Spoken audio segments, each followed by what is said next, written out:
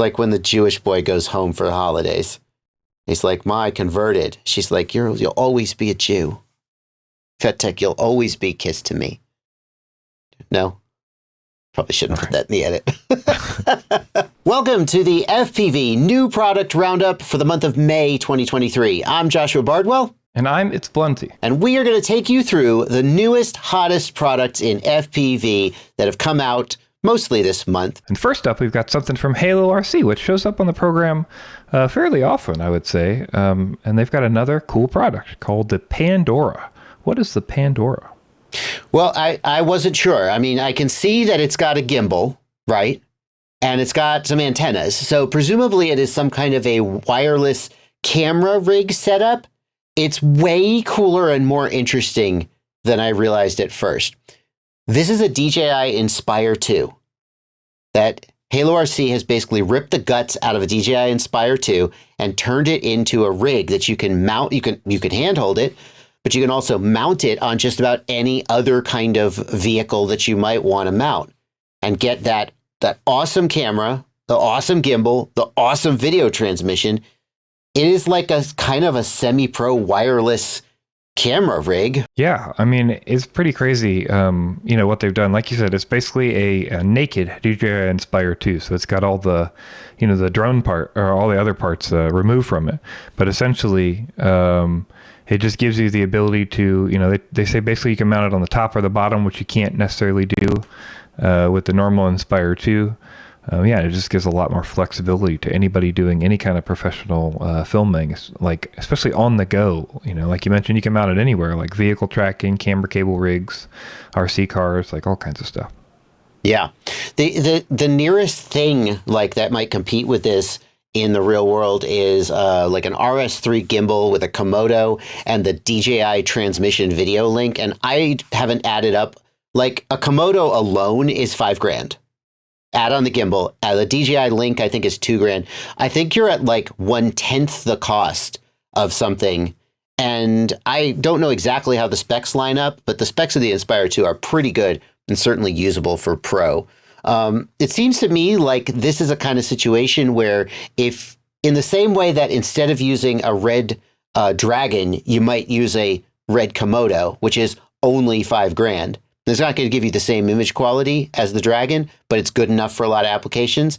Here we've got sort of another slot in here where at a new lower price point with great image quality, very, very cool what HaloRC has come up with. Not going to be for your typical hobbyist, but for professionals, we really want to get the word out that this exists, because I think a lot of them are going to love it. Next up, we have a bit of a different product than we've shown before. We have a 2.5 watt bi-directional signal booster kit, which is labeled for DJI drone. So it basically works for anything Wi-Fi transmission related. Yeah, of course, FPV hobbyists might be interested in this for use with the DJI O3 or the DJI Vista. The interesting thing about this is that it is a bidirectional amplifier. Traditionally with analog or HD0, those are one-way communication systems, and it's pretty easy to stick an amplifier on the video transmitter and crank it up. But with bidirectional systems like DJI, it's not. You have to transmit and receive and make both of those stronger. And I would have thought that was just prohibitive until I saw this. We haven't tested this, Blunty, so we can't say how well it works in the real world. But basically, it looks like you just put it in line. Here's a picture. You put it in line. Your Vista plugs into one end. Your antenna plugs in the other end. You mount it on your quad. You have a power source of some kind. And then you get 2.5 watts of output power, I guess. Yeah, here's DJI FPV here. That I think is the FPV drone. Where's the, where would you pick for the goggles? DJI FPV plus glasses? That's the drone again, I think. What if you had like a Vista? I mean... Yeah, presumably because these boards are all meant to work with any Wi-Fi, most of them would work. I would probably pick DJI FPV plus glasses because you need to use the DJI Goggles kit to do the goggles as well. That makes sense. Weird. So I don't know. I'm really intrigued by this. I'm tempted to try it out, but part of the problem is that this 100% won't be legal in the United States. Whether you have a ham license or not, anything over 1 watt being used to control a remote controlled aircraft is technically not legal. You probably won't get in trouble with it, realistically, but man, anybody who wants to get even more range out of their DJI system is going to want to know this exists, and that is what the new product roundup is for. By the way, if you are looking to pick up any of these items, we have links down in the video description. They are affiliate links most of the time. That means that we get a small commission if you make any purchase at the affiliated store after clicking those links. It's a great way to help support the content here. Just head on down there and use those links when you make the purchases. Also, we've got timestamps and chapter markers in the timeline and the video description if you want to skip around or find a particular product. Next up, Blunty, I want to take a look at a new product that I thought would never exist. I assumed that this product line was done, and that is the iFlight Nazgul. And I don't mean the Evoke. The Nazgul Evoke is like the next generation. The Nazgul V2 was a ridiculously good value 5-inch freestyle quad. I remember a Nazgul V2 used to be about $180, $190. And these days you could still get a Nazgul V2 for about $250 from iFlight. And I assumed that they were just selling them off, and when they ran out, they'd be gone forever. But no, here is the Nazgul V3. The analog version is $270, which in this day and age is pretty freaking impressive if you cross shop it. $285 with a receiver. Fine. Yeah, pretty cool to see at least some somewhat affordable solutions for bind and flies out there in the market. Yeah. The O3 version is just a little under $600, which, again, if you cross shop it compared to other O3 quads, it's, wait a minute. An O3 is $220. 285 plus 220 is 505. It seems like you should buy the analog one, take the analog video transmitter out, and put your own O3 in it, and you'll save $85 or $80 compared to buying the O3 version. Maybe there's something I'm missing here. Those numbers don't work, but anyway, it's a pretty good. If you're looking for a 5-inch freestyle bind and fly, it seems like it's a pretty compelling option. I got one more bind and fly I want to throw up here, and this one is in the top products, mostly because Vanover's my friend. This is the Alex Vanover Vannystyle bind and fly. Rotor Riot also sells a bind and fly version, but these are actually built by Alex Vanover instead of by the techs at the Rotor Riot warehouse. So this is literally exactly how he builds it and flies it. And some people are going to be willing to pay a little bit of a premium for that. If you're interested in seeing me build a Vannystyle, I've got a build video that I did with the O3 Air unit and his frame and his motors. I'll put a link to that down in the video description if you want to get a closer look at it. All right, now moving on to our first major category of the show. We're going to look at flight controllers and ESCs. And first up, we've got an AIO from Happymodel, which is, of course, both, because it's an AIO, the crazy F411 20 amp. Yeah, Happymodel makes a lot of like Whoop-sized all-in-one flight controllers, ESCs and flight controller together. They usually have a built-in Express LRS receiver. Is that an option here? It does appear that it is. Built-in ELRS. The one to compare it to, I think, is the Happymodel Diamond F4. And what makes the Diamond F4 stand out is that it has an integrated video transmitter as well as receiver, which definitely simplifies your build. But I think we're going to find some worse specs on the Diamond F4. The Diamond F4 ESC is 5 amps peak only, whereas this is a 20 amp ESC. So it's using much bigger FETs.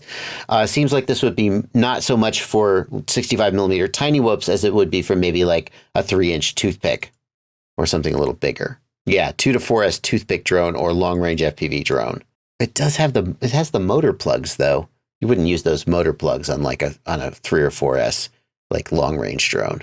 You'd solder them on. You could, but yeah, you probably solder them. Price is $60. One of the ways they're getting that price down is by using the F411 chip. Blunty, is that the one with only 2 UARTs most of the time? Yes, that's correct. It's only 2 UARTs. One will be your Express LRS that comes serial there. Mm-hmm. And yeah, the other will be probably for your VTX Smart Audio or whatever you choose to use it for. Yeah, so you're not going to, like, if you wanted to do a long-range build with Express LRS, GPS, and a video transmitter, you would have to use soft serial, and you'd have to hope that it was set up to use soft serial, which it might be. We don't know. We'd have to look at the full pinout diagram. Anyway, check that out if you're looking for an all-in-one. It certainly is a good price. This product came out, actually, I think a couple months ago, but I don't think we've covered it yet, so we want to make sure we got it in. This is the T-Motor Pacer Alpha G4. This is a FetTech Alpha G4? Yes, it's from FetTech. It's a FetTech flight controller, right? But it's made by T-Motor. Yeah, it runs the FetTech Alpha firmware. I think that's the differentiator. Okay, that's KISS, not Betaflight. That's KISS for those who don't know. No, it's FetTech not Alpha KISS. is FetTech's Alpha, not KISS. FetTech Alpha is FetTech's own program. It's not using KISS code. It's totally custom. Okay, that's fair. But, like, it's FetTech, so, like, it's... In spirit, it's KISS, right? No, it's FetTech. All right, fine. No, that's FetTech. Okay, all right, I take it back. FetTech will always be, like, KISS in my mind. It's like FetTech when the hardware ran KISS, but also developed their own software so that they could differentiate from KISS. It's like when the Jewish boy goes home for the holidays. He's like, "Ma, I converted." She's like, "You'll always be a Jew. FetTech, you'll always be KISS to me." No, probably shouldn't put that in the edit. Well, in addition to that. If we don't put it in the edit, no one will know why I'm cracking up. We'll have to just let them guess. In addition to that, we've got the T-Motor P60 ESC, which at first confused me because T-Motor's got a lot of different ESCs out there. Why are they making a big deal out of this one? This one supports D-Shot 2400 and 128K PWM frequency, which tells me that it's designed to be used with the FetTech T-Motor Pacer Alpha. Not that you couldn't use it with Betaflight, etc. In fact, they advertise that it supports Betaflight, Alpha, EmuFlight, flight controllers. They all do D-Shot. It supports them all. That's such a dumb thing to advertise. But it's $100. It's a lot for a 4-in-1 ESC even these days. But I suppose if you want to pair it up, but if it's more durable than the FetTech 24-amp ESC, then it might be worth it. Next up, we're going to take a look at frames. And the first up, we've got a company called Quadifier, who's got a set of new products on race day quads. Yeah, Quadifier reached out to us and asked us if we would include their frames in the new product roundup. We haven't really taken a close look at them, so you're going to get our fresh opinions, and Quadifier may or may not regret their decision, because a lot of times we're super critical of frames. I'll start by being positive. I like the $55 price point. That's a good price point for a frame. Let's pick one. How about the 5-inch Freestyle? First impressions, go. I don't know. Looks like a frame. Let's see. Come on. It's pointy. It's extremely pointy. Even the front end here is pointy. Not sure what the point of that is, other than to hurt somebody when you fly into it. We got these countersunk nuts here at the top. Looks nice. Gonna gouge the shit out of your battery though. The space between the countersunk nuts is pretty narrow. How does the battery go on here? Is it designed for a toilet tank battery mounted sideways? Yeah. So I don't know how you're supposed to mount a battery on this. That doesn't make sense to me.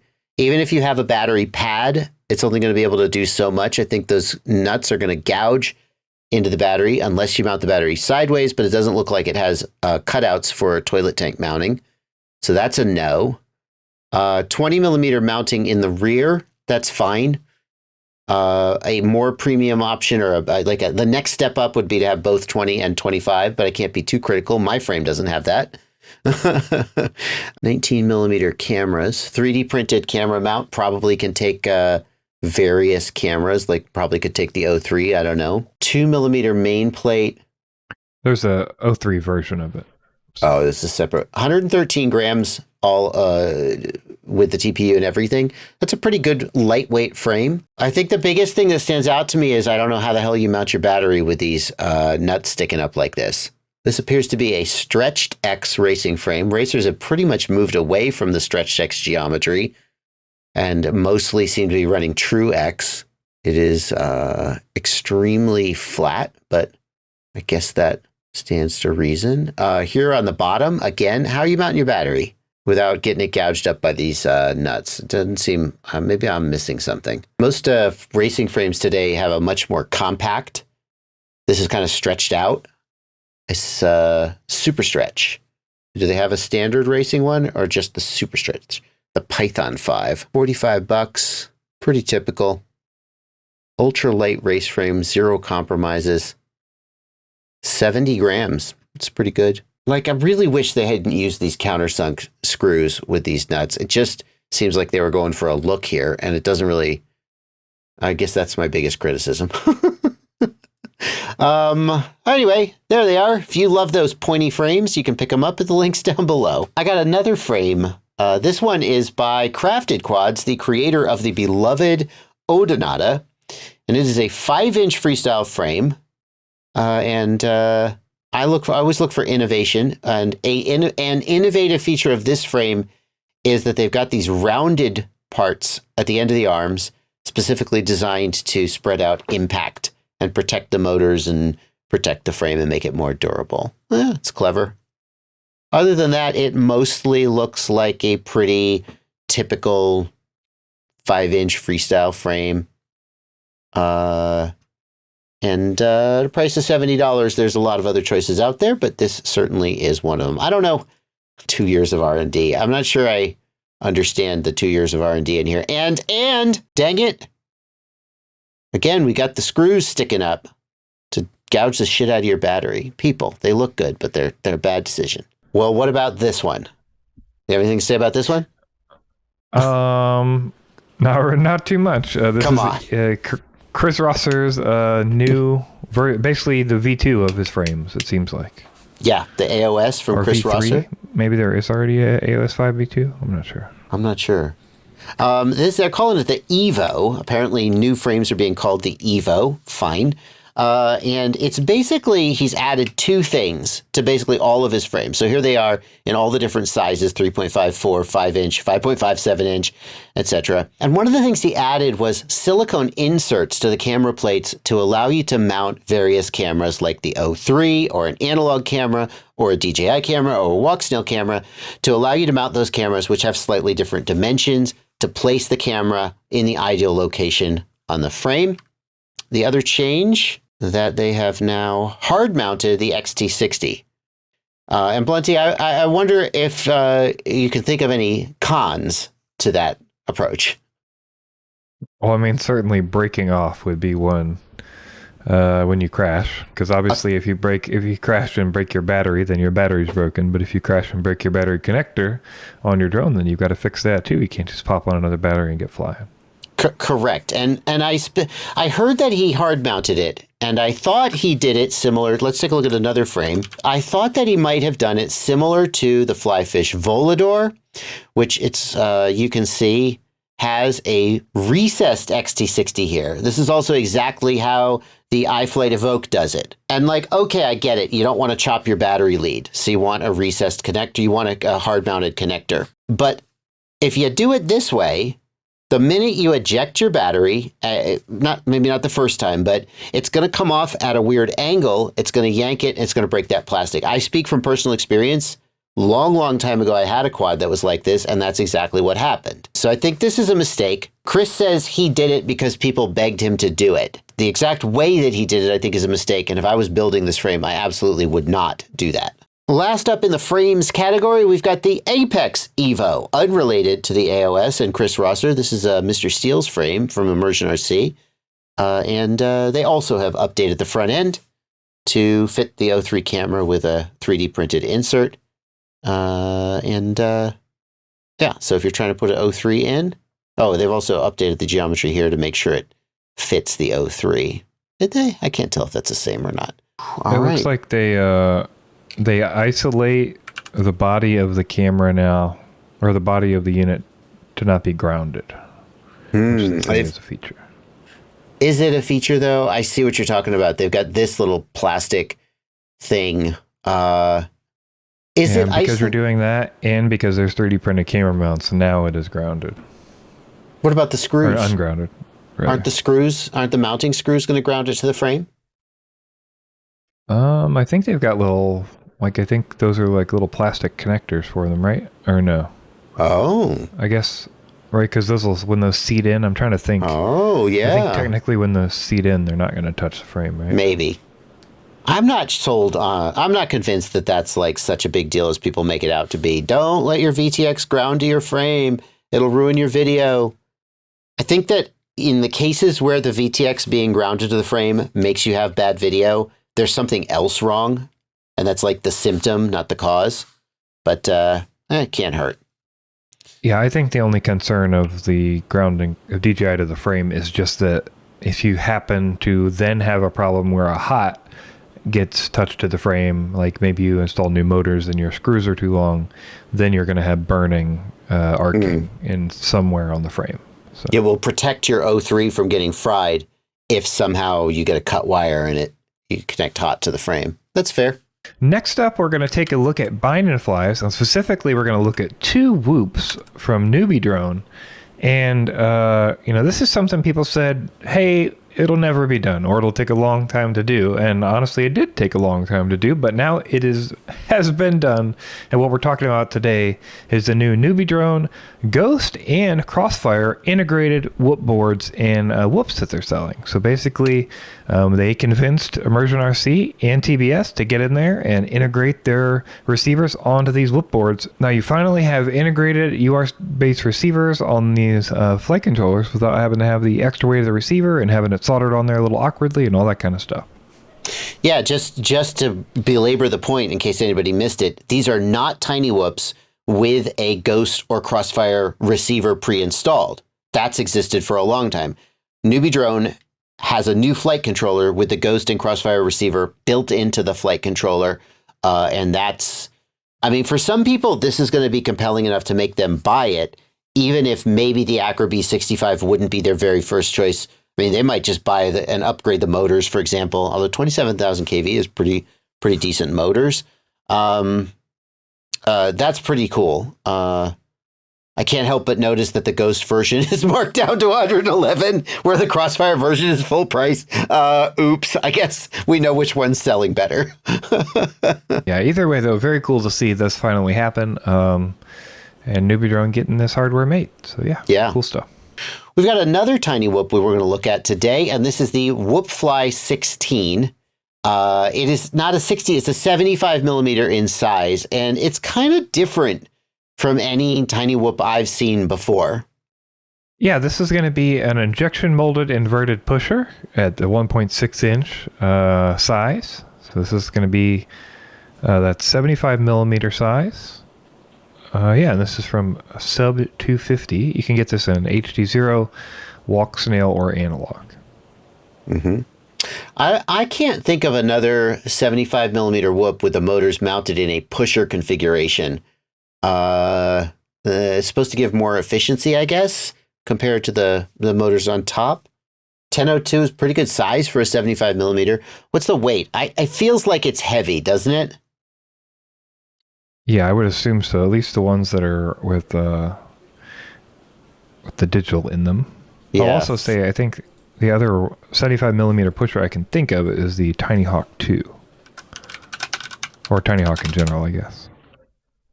Oh, you're right. Oh, you're 100% right, Blenty. Of course. That is a pusher. Much smaller motors. What's the Tiny Hawk 2 weigh? I wonder. 31 grams dry, whereas the WhoopFly, okay, let's get the analog version of the WhoopFly for fairness. The WhoopFly is... With ELRS, it's 35.2. So a little heavier. Yep. A little heavier. 37 with a TBS, with a Crossfire receiver. It is pretty cool that it's available with HD0 or walk snail. There are relatively few bind and flies in that with those digital systems in them. And hopefully that injection molded canopy would be pretty durable. We don't know. Certainly, maybe not for like somebody who wants to do really hardcore acro. They'd want something lighter, but maybe a good beginner kit. And $129 for the analog version. Pretty reasonable price. Next up, we have a battery that I thought was pretty interesting. This is the Speedypizza 600 milliamp hour pack. It's available in both a 3S and a 4S. Of course, Blunty Speedypizza is known for making, pretty good budget, 1300, 1500 milliamp hour batteries.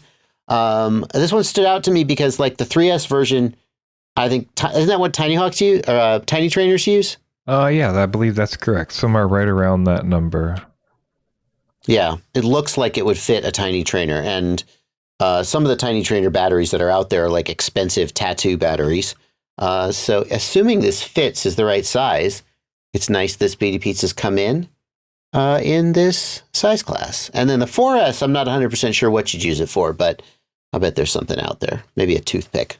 Next up, we're going to take a look at just one radio this month, and it's going to be the Zorro Max. So it's going to be our Zorro, but with that carbon fiberish look that they do on the Max radios, and it's got the AGO1 gimbals.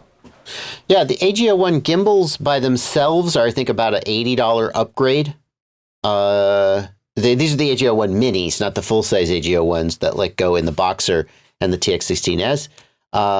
So basically just a premium option if you wanted the AGO1 gimbals at basically no markup. I've actually been told that if people order AGO1 gimbals and a radio from Radiomaster, they'll install them for you, no charge. I don't know if that's true. Some people have told me they did that for them. But here you can order this from within the United States or whatever country you're in and have those pre-installed. For our next segment, you could call us ND Anna Jones because we're going to go on a quest to find the best ND filters out there. We want to show you 3 options. Okay, I'll take it. Does that work? I don't know, but we're putting it in. And the audience can tell us if they think that's a good joke or not. Is that a good segue? Okay. Tell us in the comments. Camera butter. Camera butter makes... So if you need to know what an ND filter is, I've got a video talking about why you would use an ND filter. Basically, ND filters make your video have motion blur, and motion blur, in some cases, makes your video look nicer. Camera butter has always made stick-on ND filters that go onto your GoPro with a little gasket. And I just recently learned that they have a twist-on set for the Hero 9, 10, and 11. And that means they're easier to reuse because you could take them on and off without having to peel off a gasket. So you can assume these are good quality because Camera Butter makes good quality stuff. And I just wanted to pass that on. There are a lot of other sets out there that are way more expensive. This one seems like a pretty good deal.